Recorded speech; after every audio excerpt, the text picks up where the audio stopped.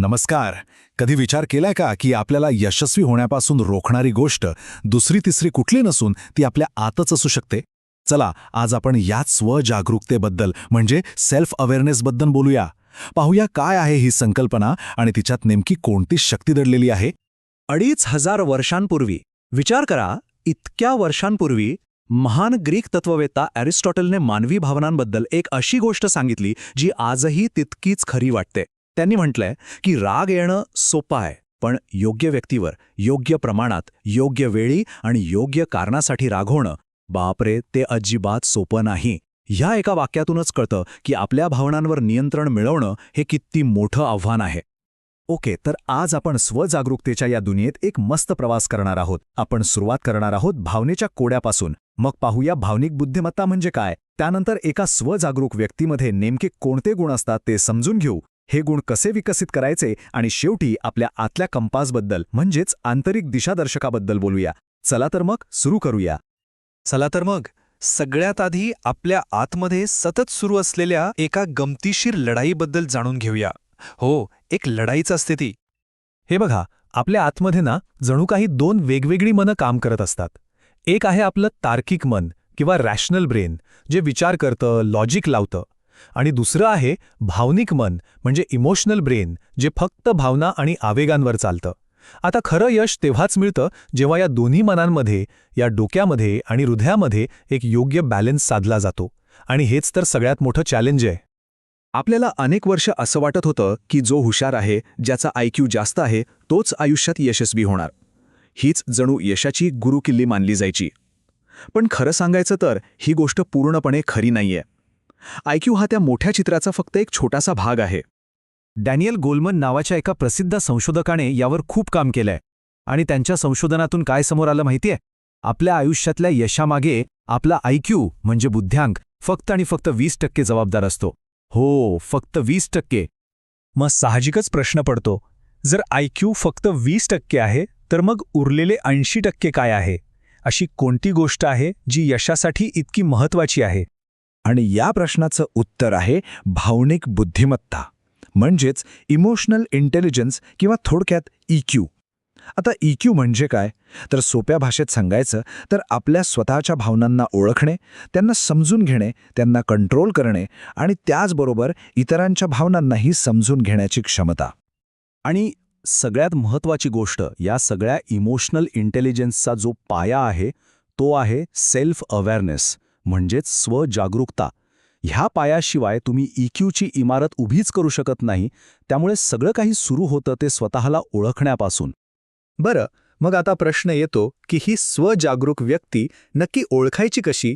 तिच्यात असे कोणते गुण असतात? चला, आता आपण हेच बघूया. सगळ्यात पहिला आणि महत्त्वाचा गुण म्हणजे भावनिक स्पष्टता. म्हणजे काय, तर अशा लोकांना नक्की काय वाटतंय आणि का वाटतंय हे त्यांना स्पष्टपणे माहीत असतं. ते फक्त मला काहीतरी होतंय किंवा मूड ऑफ आहे असं नाही म्हणत. ते नेमकंच सांगू शकतात की मला आज निराश वाटतंय कारण ऑफिसमध्ये असं असं झालं. त्यांचे विचार, त्यांच्या भावना आणि त्यांचे शब्द हे सगळं एका लाईनीत असतं. दुसरा गुण आहे वैयक्तिक सचोटी म्हणजे पर्सनल इंटिग्रिटी. अशा व्यक्ती स्वतःशी प्रचंड प्रामाणिक असतात. त्यांना त्यांची ताकद काय आहे हे जसं माहीत असतं, तसंच त्यांच्या मर्यादा काय आहेत हेही त्या मान्य करतात. आणि महत्त्वाचं म्हणजे चूक झाली की ती कबूल करून त्यातून शिकून नवीन जोमाने पुढे जातात. आणि तिसरा गुण म्हणजे सामाजिक शहाणपण. कारण ते स्वतःला चांगलं ओळखतात, त्यामुळे ते इतरांशी अधिक चांगल्या प्रकारे वागू शकतात. त्यांच्यात एक आत्मविश्वास असतो, विनोदबुद्धी असते. ते इतरांना मदत करायला पुढे येतात आणि गरज पडल्यास आपलं मत स्पष्टपणे मांडायलाही घाबरत नाहीत. यामुळे त्यांचे इतरांशी असलेले संबंध अधिक मजबूत आणि अर्थपूर्ण बनतात. ओके, तर हे सगळे गुण ऐकून खूप भारी वाटतंय, बरोबर? पण मग प्रश्न असा आहे की ही स्वजागरूकता आपल्यात येते तरी कुठून? ती कशी तयार होते? तिचा पाया कसा रचला जातो? हे बघा, स्वजागरूकता ही काही एका रात्री तयार होणारी गोष्ट नाहीये. हा एक आयुष्यभराचा प्रवास आहे. आणि या प्रवासात 4 महत्त्वाचे टप्पे किंवा स्तंभ आहेत जे आपल्याला घडवत असतात. आपली शाळा, आपलं शिक्षण, आपले मित्रमैत्रिणी आणि आपलं कुटुंब. यातला पहिला स्तंभ आहे शाळा. शाळा हेच तर ते पहिलं ठिकाण आहे जिथे आपल्याला कळायला लागतं की आपण इतरांना दाखवण्यासाठी एक वेगळा मुखवटा घालतोय आणि आतून आपण वेगळे आहोत. आणि स्वतःच्या खऱ्या रूपाला शोधण्याचा हा प्रवास खरंच कधीकधी खूप अवघड असतो. दुसरा स्तंभ आहे शिक्षण. आणि इथे शिक्षण म्हणजे फक्त शाळेतलं नाही, तर आयुष्यभर चालणारं शिक्षण. हे शिक्षण आपल्याला का हा प्रश्न विचारायला शिकवतं. आपण जे करतोय ते का करतोय हे कळलं की मग आपल्या ध्येयांनुसार योग्य निर्णय घेणं सोपं जातं. तिसरा आणि खूप महत्त्वाचा स्तंभ म्हणजे आपले मित्रमैत्रिणी, आपले समवयस्क. हे लोक आपल्यासाठी एका आरशासारखे असतात. ते आपल्याला आपल्याबद्दल अशा गोष्टी सांगतात ज्या कदाचित आपल्याला स्वतः दिसतही नाहीत. तेच आपल्याला आपली खरी ओळख दाखवतात. आणि चौथा स्तंभ म्हणजे आपलं कुटुंब, विशेषतः आपले आई-वडील. ते आपल्याला लहानपणापासून ओळखत असतात. आपलं वागणं, आपल्या सवयी या सगळ्यावर त्यांची एक वेगळी आणि दीर्घकालीन नजर असते, जी आपल्याला स्वतःला समजून घ्यायला खूप मदत करते. आणि ह्याच कुटुंबाकडून आपल्याला एक सगळ्यात मोठा धडा मिळतो, तो म्हणजे स्वतःवर प्रेम करण्याचा. हे अगदी विमानातल्या एअर मास्कसारखं आहे. आठवतंय का? आधी मास्क स्वतः लावा, मग इतरांना मदत करा.